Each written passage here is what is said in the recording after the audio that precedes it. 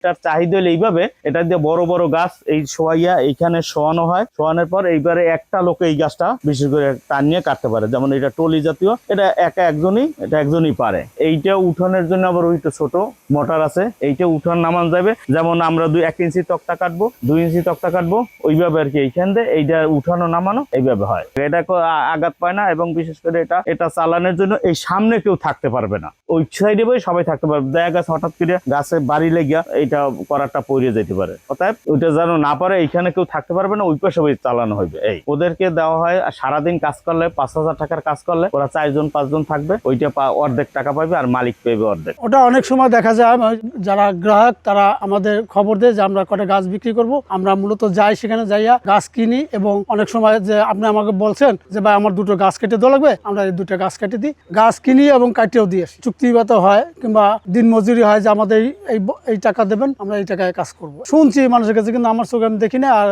ওদের শুনি যে গাছ কাটলে গাছের রক্ত চায়, রক্ত রকম বাইরায়, কেউ কয় এখানে ভয় আছে, অনেক কিছু চায়। আমরা কিন্তু আমাদের এখন পর্যন্ত কেউ এই ধরনের কোনো গাছ পড়েনি।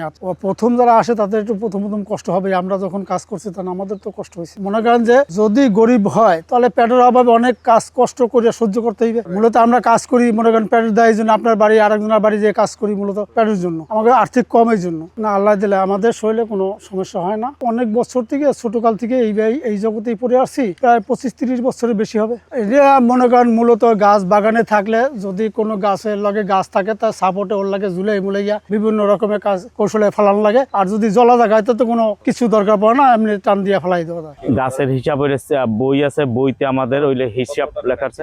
ওটা হইলে আমাদের এখন বর্তমানে হইলে কি আপনার যাইয়া 40 টাকা হইলে গিয়া 6 মিলে, 50 টাকা হইলে আপনার যাইয়া হইলে টলি নামে একটা আছে, ওইটা বড় গাছ কাটা হয় 10 ফুট 12 ফুট 8 ফুট বেড়ের গাছ টলিতে কাটা হয়। আর ছোট গাছ হইলে আমরা 40 টাকা দর নেই। এটা হইলে গাছের গুড়ি করার থেকে বাইরে গাছের গুড়ি, এটা যে কোনো কাজে এগুলো দিয়ে মশার কয়েল পর্যন্ত বানানো হয়।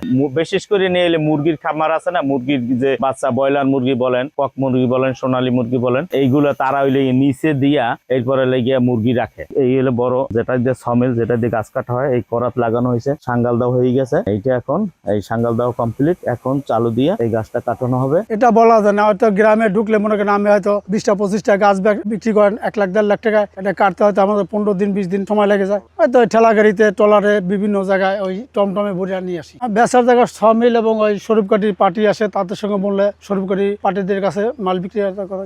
এখন বর্তমানে মেহগনি গাছ এবং আকাশমণি, এই চাম্বল, এইটা একটু চাহিদা বেশি, রেন্ট একটু কম। আগে মূলত সব গাছই পাওয়া যেত বিভিন্ন রকমের, এখন তো গ্রামে গাছের সংখ্যা কম তো।